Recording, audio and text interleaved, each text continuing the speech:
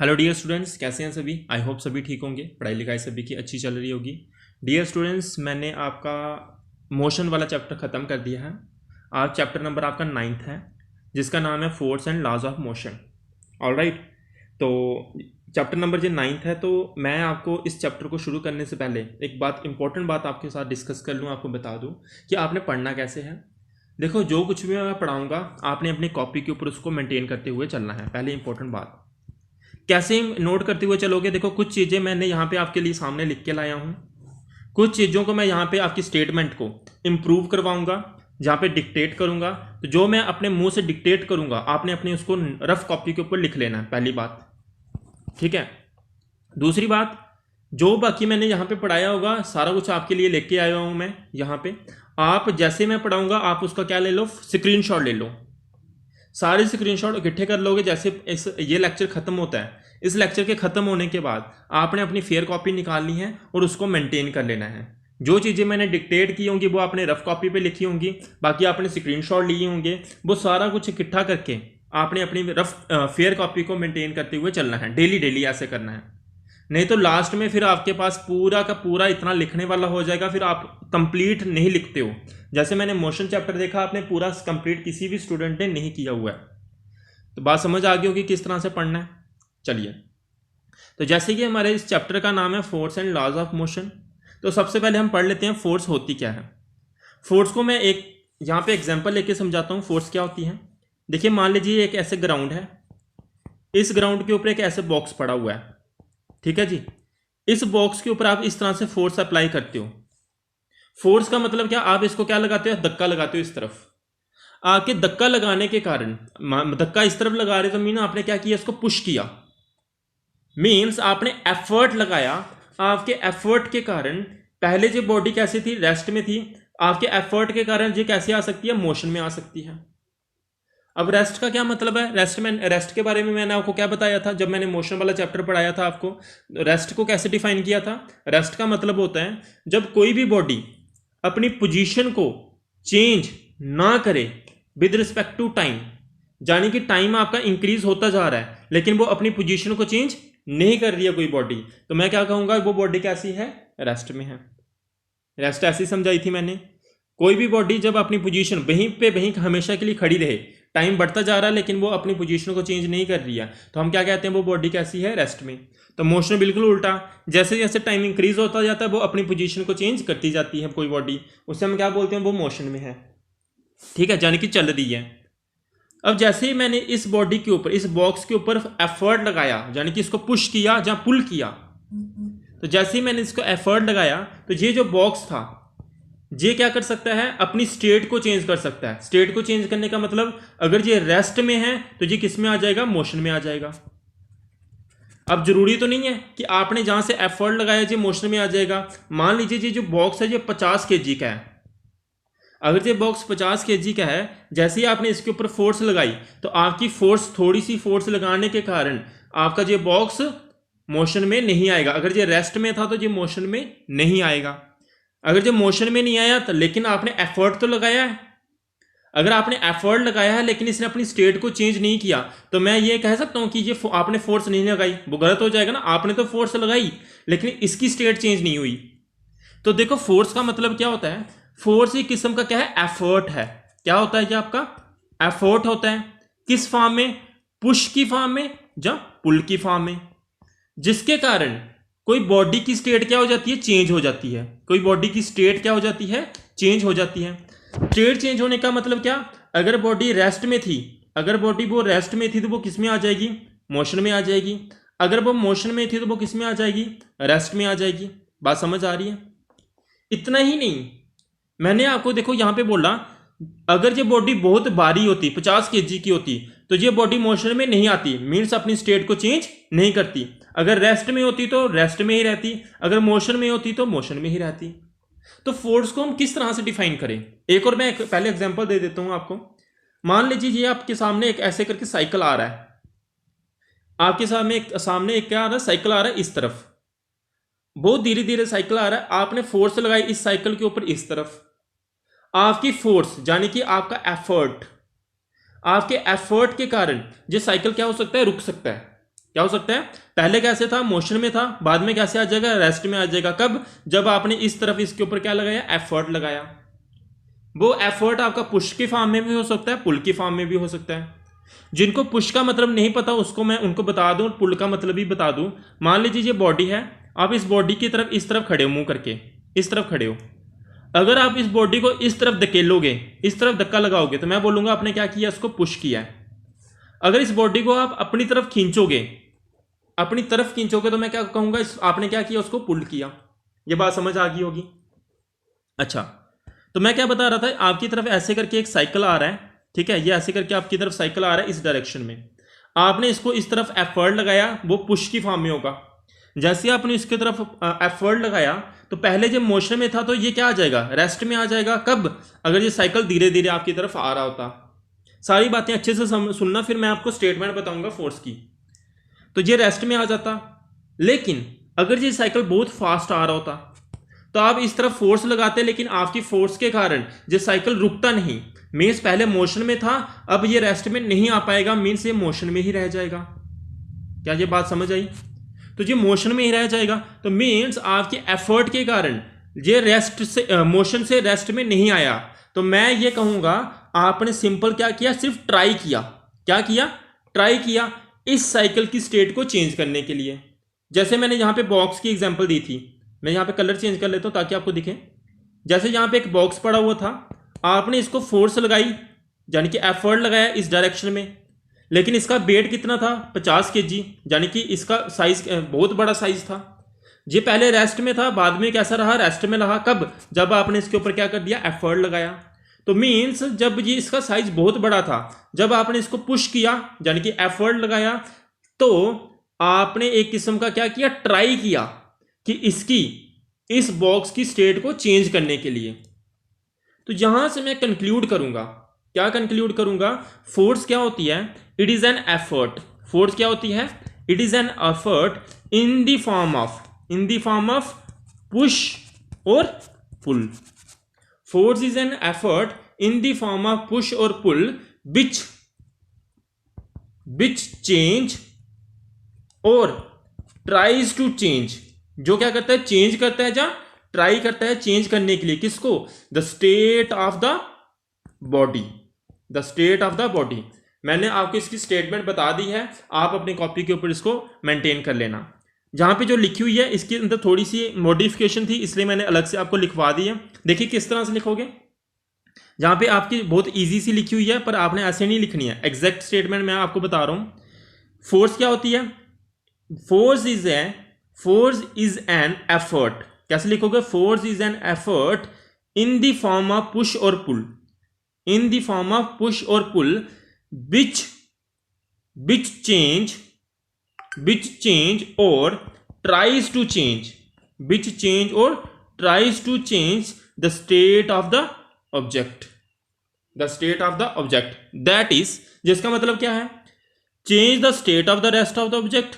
जिसका मतलब क्या है, आगे ये लिखना आपने, point number 1, the change the state of the rest of the object from। क्या करता है, देखो मैंने जैसे एग्जांपल दी थी, ये क्या करता है, एफर्ट क्या करता है, इन दी फॉर्म ऑफ पुश और पुल, चेंज करता है या ट्राई करता है चेंज करने के लिए। किसको, स्टेट ऑफ द ऑब्जेक्ट। अगर वो रेस्ट में था तो मोशन में ले आएगा, अगर मोशन में था तो रेस्ट में ले आएगा। और साथ में क्या करता है, मान लीजिए आपके पास एक इरेजर है, इरेजर के आप इस तरफ भी फोर्स लगाओ और इस तरफ भी फोर्स लगाओ अपने हाथों से, तो देखना इरेजर की शेप चेंज हो जाएगी। शेप चेंज होने के साथ साथ इसका साइज भी चेंज हो जाएगा। क्या ये बात समझ आई? तो ये जो एफर्ट है, यानी कि फोर्स क्या करती है, आपकी कोई बॉडी की शेप और साइज को भी चेंज करती है। और एग्जांपल देता हूं, मान लीजिए आपकी तरफ एक फुटबॉल आ रहा है इस तरफ, जैसे ही वो यहां पे पहुंचा आपने उसको किक कर दिया इस तरफ, जैसे आप इस तरफ किक करोगे तो उसकी डायरेक्शन इस तरफ हो जाएगी। मींस फोर्स के कारण आपकी कोई भी बॉडी जो मोशन में है उसकी डायरेक्शन भी चेंज हो जाती है। क्या ये बातें समझ आ गई? तो क्या करता है, दैट इज, जिसका मतलब स्टेट ऑफ ऑब्जेक्ट का मतलब क्या, that is change the state of rest of the object, या change the state of the motion of the object, या change the direction of the moving object, या फिर change the shape and size of the object. ये होती है आपकी force. I hope आपको force के बारे में अच्छे से समझ आ गया होगा। मैंने आपको बहुत सारी एग्जांपल देके समझाने की कोशिश की। एक बार मैं आपको वापस से मैं रिपीट कर देता हूँ फोर्स क्या होती है। It is an effort in the form of push और पुल विच कैन चेंज और tries to change the state of object, that is change the state of rest of object, change the state of motion of object, change the direction of the moving object और change the shape and size of the object। आप इसका screenshot ले लेना और अपनी copy के ऊपर maintain कर लेना। मैंने इसके अंदर जो वर्ड्स ऐड किए हैं वो आपने लिख लेने हैं, ठीक। नेक्स्ट चलते हैं। दो किस्म की मैं यहाँ पे फोर्स आपके साथ डिस्कस करूंगा। एक होती है बैलेंस्ड फोर्स, एक होती है अनबैलेंस्ड फोर्स। दो किस्म की फोर्स बता रहा हूं मैं आपको। कौन कौन सी? एक होती है बैलेंस्ड, दूसरी होती है अनबैलेंस्ड फोर्स। नाम से पता चल रहा है बैलेंस का मतलब क्या? ये वो फोर्स होती है जिसके कारण आप फोर्स अप्लाई कर रहे हो लेकिन बॉडी की स्टेट चेंज नहीं होगी। देखिए समझाने के लिए आपके सामने एक मान लीजिए एक ऐसे करके एक इरेजर पड़ा हुआ है ना। इस इरेजर के ऊपर आप एक हाथ से इस तरफ फोर्स लगाते हो, दूसरे हाथ से इस तरफ फोर्स लगाते हो। जब आप इस तरफ भी फोर्स लगा रहे हो और इस तरफ भी फोर्स लगा रहे हो, क्या ये बॉडी मूव कर पाएगी? आपने इस तरफ भी 10 की फोर्स लगाई और इस तरफ भी 10 की फोर्स लगाई, लेकिन डायरेक्शन दोनों की ऑपोजिट है। तो आप अपने हाथ में कोई भी चीज ले लो, बराबर दोनों साइड से फोर्स लगाओ, देखना वो बॉडी मूव नहीं कर पाएगी। अगर वो रेस्ट में है तो वो रेस्ट में रहेगी।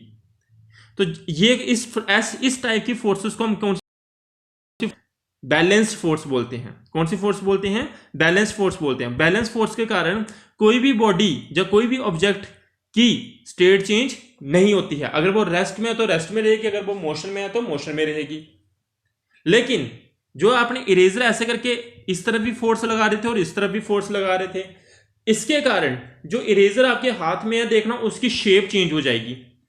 जब उसके ऊपर आप बैलेंस्ड फोर्स लगाओगे उसकी शेप चेंज हो सकती है, साइज चेंज हो सकता है, लेकिन स्टेट ऑफ रेस्ट या स्टेट ऑफ मोशन चेंज नहीं होगा। तो ये बात समझ आ गई। और जहां पे वही लैंग्वेज में लिखा हुआ है, क्या लिखा हुआ है समझा देता हूं आपको मैं।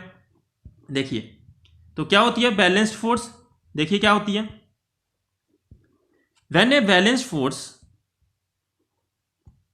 देखिए यहां मैं थोड़ा सा आपके लिए, हाँ अब विजिबल होगा आपको। तो बैलेंस फोर्स क्या है? When balance force are applieded on an object, जब बैलेंस फोर्स अप्लाई करते हो आप कोई ऑब्जेक्ट के ऊपर, there will be no net effective force acting on the object. कोई भी उसके ऊपर नेट इफेक्टिव फोर्स नहीं लग रही होगी उसके ऑब्जेक्ट के ऊपर। मतलब क्या है इसका? द बैलेंस फोर्स, जैसे मैंने अभी आपको बताया, the balance force do not change. Balance force क्या नहीं करेगी? Do not cause A change in motion. कोई भी मोशन में चेंज नहीं आएगा। मतलब क्या? अगर कोई बॉडी मोशन में, अगर कोई बॉडी 10 की स्पीड से चल रही है तो वो 10 की स्पीड से ही चलती रहेगी। अगर कोई बॉडी रेस्ट में है तो वो कैसी रहेगी? रेस्ट में रहेगी। तो आप कैसे लिखोगे बैलेंस फोर्स क्या है? Balance force is that force with which there is no change in state of motion और state of rest, but there is change in shape and size of the object. इसके कारण आपकी shape and size क्या हो जाती है? Change हो जाती है। किसकी? ऑब्जेक्ट की। दैट इज, आगे क्या लिखोगे? That is there will be no net effective force acting on the object. इसका मतलब क्या होता है? कोई भी नेट इफेक्टिव फोर्स नहीं लग रही होती है कोई ऑब्जेक्ट के ऊपर। आप ये बुकिश लैंग्वेज वाला लिखना चाहते हो ये भी लिख सकते हो। मैंने दूसरे तरीके से भी आपको डिक्टेट कर दिया, आप पीछे करके रिवाइज करके उसको लिख सकते हो अपनी कॉपी के ऊपर। क्या बोला मैंने? Balance force is that type of force which do not change state of rest और state of motion, that is there will be no net effective force acting on the object. ये होती है आपकी बैलेंस्ड फोर्स। ये बात समझ आ गई होगी आपको। देखिए अब दूसरी कौन सी है? Unbalanced force. मैं आपको एग्जाम्पल की तौर से भी समझाऊंगा। यहाँ पे देखो, यहाँ पे एग्जाम्पल दी हुई है। अनबैलेंस फोर्स क्या होती है? मान लीजिए देखो जी, एक तो जो मैं इरेजर वाली एग्जाम्पल दे रहा हूँ ये तो आपको समझ आ ही रही होगी।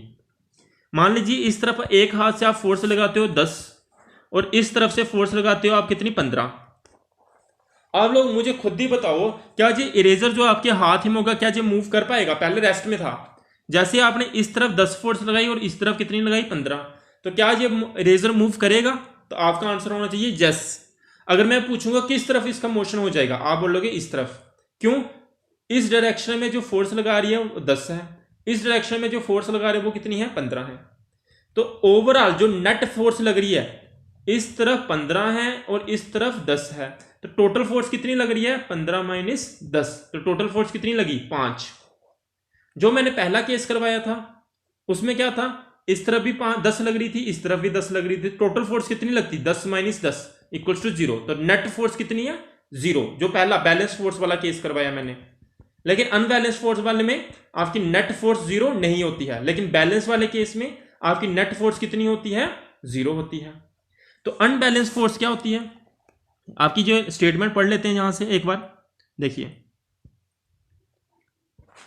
Unbalance force acting on an object change its speed और direction of motion. Unbalance force क्या करती है? कोई भी ऑब्जेक्ट की डायरेक्शन को चेंज कर देती है या उसकी स्पीड को चेंज कर देती है। It moves in the direction, और जो बॉडी होगी वो क्या करने लगेगी? मूव करने लगेगी। किस डायरेक्शन में? Moves in the direction of the force with विच, जहां पे एक सेकंड रुकना। हाँ, तो क्या बता रहा था मैं? इट मूव्स, वो जो ऑब्जेक्ट होगा it moves in the direction of the force in the direction of, किस तरफ वो मूव करने लगेगा? जिस तरफ हाईएस्ट मैग्नीट्यूड होगा फोर्स का। जैसे मैंने आपको देखो जस्ट अभी एग्जांपल दी, जब जैसे यहां पे इरेजर था, आपने इस तरफ 10 फोर्स लगाई थी और इस तरफ 15 लगाई थी, तो आपका इरेजर किस तरफ मूव करना शुरू हो गया? इस तरफ। क्यों इस तरफ किया? क्योंकि जो इस डायरेक्शन में जो फोर्स लग रही थी वो ज्यादा मैग्नीट्यूड की थी। इसका मैग्नीट्यूड सिर्फ 10 है और इसका मैग्नीट्यूड कितना है? 15। और मैग्नीट्यूड का बारे में मैंने आपको बताया हुआ है मोशन चैप्टर में। मैग्नीट्यूड सिंपल से एक न्यूमेरिकल वैल्यू होती है कोई भी क्वांटिटी की, उसे हम क्या बोलते हैं? मैग्नीट्यूड। ओके, ये बात समझ आ गई होगी तुम लोगों को फोर्स के बारे में थोड़ा सा। अब फोर्स के बारे में देखो, जहां पे हम गेम खेलते हैं, इस गेम में देखो क्या होता है। जैसे मैं तुम लोगों को एग्जांपल दूं कि यहाँ पे एक एग्जांपल की मदद से समझते हैं। जैसे आपको पता है एक टग वार गेम होती है। कौन सी गेम? एक सेकेंड, टग वार, जिसको टग ऑफ वार भी बोलते हैं। इस गेम का नाम क्या है? Tug of war. अच्छा, इस गेम में आपको सभी को डायग्राम से पता ही चल रहा होगा, पिक्चर से पता चल रहा होगा कि देखो इस तरफ भी कुछ 3 बंदे खड़े हैं और इस तरफ भी 3 बंदे खड़े हैं, और इन्होंने हाथ में क्या पकड़ी हुई है? एक रोप पकड़ी हुई है, यानी कि रस्सी पकड़ी हुई है। अब इस रस्सी के कारण क्या इसमें क्या करना होता है? इस तरफ भी हम फोर्स लगाते हैं, इधर वाले बंदे इस तरफ फोर्स लगाते हैं और इधर वाले बंदे इस तरफ फोर्स लगाते हैं, अपनी अपनी तरफ खींचते हैं। दोनों क्या करते हैं? अपनी अपनी तरफ रस्सी को क्या करते हैं? पुल करते हैं। और जो फर्स्ट केस है, फर्स्ट डायग्राम है, इस केस में जी क्या कर रहा है? 300 न्यूटन की फोर्स लगा रहा है। न्यूटन क्या है? आपका फोर्स का यूनिट है। तो ये बंदे 3 बंदे क्या कर रहे हैं? इस तरफ फोर्स लगा रहे हैं 300 की, और ये वाले भी क्या कर रहे हैं? इस तरफ 300 की फोर्स लगा रहे हैं। तो ये देखना, जो रस्सी है, ना ही ये वाले बंदे इधर इस तरफ जा पाएंगे, ना ही ये वाले बंदे इस तरफ जा पाएंगे। तो जो पहली बार जो एग्जांपल दी हुई है, जो कौन सी एग्जांपल है? ये है आपकी बैलेंस्ड फोर्स की एग्जांपल। किसकी एग्जांपल है? आपकी बैलेंस्ड फोर्स की एग्जांपल। दूसरी एग्जांपल देखो डायग्राम से, इस तरफ कितनी लग रही है? 300, और इस तरफ कितनी लग रही है? 400। इस तरफ 300 न्यूटन और दूसरी तरफ 400 न्यूटन। आप लोग मुझे खुद ही बताओ, जब किस तरफ मोशन शुरू हो जाएगा आपका? इस तरफ मोशन शुरू हो जाएगा। क्यों? क्योंकि हाईएस्ट मैग्नीट्यूड किस तरफ है फोर्स का? इस डायरेक्शन में है। ऊपर अभी मैंने बताया, जिस डायरेक्शन में फोर्स का हाईएस्ट मैग्नीट्यूड होता है उस तरफ आपका मोशन क्या हो जाता है? स्टार्ट हो जाता है। तो अनबैलेंस फोर्स को आप ऐसे भी डिफाइन कर सकते हो जिस तरह से मैं अभी आपको बताने वाला हूं। Unbalance force is that type of force with which, unbalanced forces are that type of forces with which the state of rest or state of motion changes, जिसके कारण state of rest and state of motion आपका क्या हो जाता है? Change हो जाता है।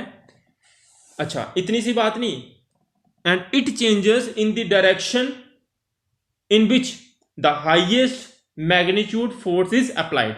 और जी किस तरफ चेंज होता है? उस तरफ चेंज होगा जिस तरफ आपकी highest magnitude of force apply हो रही होगी। बात समझ के? और मैंने आपको एग्जांपल की मदद से भी आपको फोर्स को समझा दिया। ठीक है, अब हम कल पढ़ेंगे। कल क्या, अभी मैं इसको भी एक रिजल्टेंट फोर्स के बारे में आपको समझा दूं। रिजल्टेंट फोर्स अभी जो मैं आपको बता रहा था ना, वही थी नेट इफेक्टिव फोर्स। और जहां पे आप लिखोगे इसके साथ एक और लाइन ऐड करोगे, वो क्या है, in unbalanced force net effective, net effective, effective का स्पेलिंग देख लो, EFFECTIVE, net effective force is not zero. In unbalanced force net effective force is not zero, ये लिख लोगे। अब लास्ट है आज का टॉपिक क्या है, नेट फोर्स। नेट फोर्स अभी मैं कब से समझा रहा था आपको, वही होती है नेट फोर्स। इसका दूसरा नाम क्या होता है, रिजल्टेंट फोर्स। कौन सी फोर्स, रिजल्टेंट, एक सेकेंड क्या बोल रहा हूं मैं, रिजल्टेंट फोर्स। नाम से पता चल रहा है, रिजल्ट मीन्स ओवरऑल रिजल्ट क्या आता है फोर्स का। तो देखो जैसे जहां पे आपकी दो फोर्सें लग रही हैं, जैसे यहां पे मैंने आपको एग्जांपल दी थी, इस तरफ आपकी कितनी फोर्स लग रही है 15 और इस तरफ कितनी फोर्स लग रही है 10। अगर मैं पूछूं नेट फोर्स जहां रिजल्टेंट फोर्स कितनी है, तो आप क्या करोगे, 15 माइनस 10 करोगे तो कितना आ जाएगा आपका, नेट फोर्स कितनी आ जाएगी 5। यानी कि इस नेट फोर्स का दूसरा नाम क्या होता है, रिजल्टेंट फोर्स। मीन्स टोटल एक बॉडी के ऊपर जितनी भी फोर्सेस लग रही हैं उसका टोटल जो इफेक्ट है, टोटल इफेक्टिव फोर्स जहां रिजल्टेंट फोर्स जहां नेट फोर्स, एक ही मतलब है। तो एक बॉडी के ऊपर मान लो इस तरफ भी फोर्स लग रही है, इस तरफ भी फोर्स लग रही है, इस तरफ भी फोर्स लग रही है, इन सभी फोर्सेस को मिला के आपको जो टोटल फोर्स मिलेगी, जहां टोटल इफेक्टिव फोर्स मिलेगी, जहां नेट फोर्स मिलेगी, जहां रिजल्टेंट फोर्स मिलेगी, इन सभी का मतलब एक है, उसे हम क्या बोलते हैं, रिजल्टेंट फोर्स बोलते हैं। जैसे यहां पे आपकी डायग्राम भी बनी हुई है, एक बार स्टेटमेंट देख लेते हैं क्या है। When multiple forces, multiple forces का मतलब दो या दो से ज्यादा फोर्सेस, व्हेन मल्टीपल फोर्सेस, मैं थोड़ा सा जूम कर दूं आपके लिए, वेट फॉर अ सेकेंड, हाँ, when multiple forces act on a body they can be resolved into one component, वो सारी की सारी फोर्सेस रिजॉल्व की जा सकती हैं एक कंपोनेंट में, नाउन एज, जिसको हम क्या बोलते हैं, नेट फोर्स बोलते हैं, एक्टिंग ऑन द ऑब्जेक्ट, जो कि क्या लग रही होती है, ऑब्जेक्ट के ऊपर लग रही होती है। एग्जाम्पल के तौर पे जैसे यहां पे एक बॉक्स बना हुआ है, इस बॉक्स के ऊपर 3 फोर्सें लग रही हैं। कितनी फोर्सें लग रही हैं, 3। एक इस तरफ फोर्स नंबर 2, दूसरी इस तरफ फोर्स नंबर 1 और एक इस तरफ फोर्स नंबर 3। फोर्स नंबर 3 है जी, कितनी लग रही है 7। फोर्स नंबर 1 है जी, कितनी लग रही है 5 और फोर्स नंबर 2 है जो वो कितनी लग रही है, ये भी 5। तो देखिए यहां पे मैं आपके लिए अलग से डायग्राम बना देता हूं ताकि आपको अच्छे से पता चले किस तरह से है डायग्राम। ठीक है, आपने भी इस तरह से बना लेनी है। एग्जाम्पल में एक ऐसे बॉक्स है, इस तरफ एक, इस तरफ और एक इस तरफ, इस तरफ वाली फोर्स, और इसका नाम F1 है, इसका F2 है और इसका F3 है। F1 कितनी है आपकी 5, F2 कितनी है आपकी 5 और F3 कितनी है आपकी 7। अगर आपको कोई पूछे नेट इफेक्टिव फोर्स कितनी है, तो नेट इफेक्टिव फोर्स कैसे पता चलेगी, नेट इफेक्टिव फोर्स इस डायरेक्शन में कितनी है 7, कितनी है 7, इस डायरेक्शन में कितनी है 5 और इस डायरेक्शन में कितनी है 5।